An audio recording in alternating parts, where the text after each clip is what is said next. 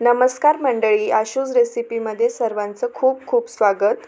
आज आपण पितृपक्ष विशेष कटाची आमटी कशी बनवायची हे बघणार आहोत. इथे मी 3 ते 4 कांदे भाजून घेतलेले आहे. खसखस आणि ओवा भाजून घेतलेला आहे. खोबरं भाजून घेतलेलं आहे. लसूण, अद्रक, कोथिंबीर आणि पटवड्यांचा मसाला काढून घेतलेला आहे. पटवड्याची रेसिपी मी खाली डिस्क्रिप्शन बॉक्समध्ये दिलेली आहे, तुम्ही बघू शकता.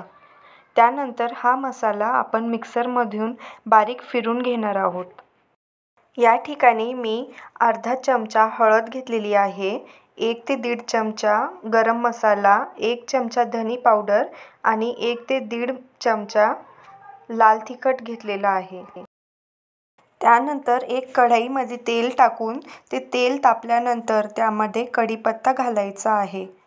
कढीपत्ता तडतडल्यानंतर आपण बारीक काढलेला मसाला तो सुद्धा त्यामध्ये टाकून घ्यायचा आहे आणि सुके मसाले घालून व्यवस्थित एकजीव करून हा मसाला परतून घ्यायचा आहे. 5 ते 6 मिनिटं परतल्यानंतर तुम्ही बघू शकता मसाल्याला छान तेल सुटलेलं आहे. छान तेल सुटलं की आमटीला मस्त अशी तर्री येते. मसाला परतल्यानंतर तुम्हाला हवं तेवढं पाणी तुम्ही यामध्ये घालू शकता. त्यानंतर यामध्ये चवीनुसार मीठ घालायचं आहे. मीठ घातल्यानंतर व्यवस्थित याला एकदा मिक्स करून घेऊया.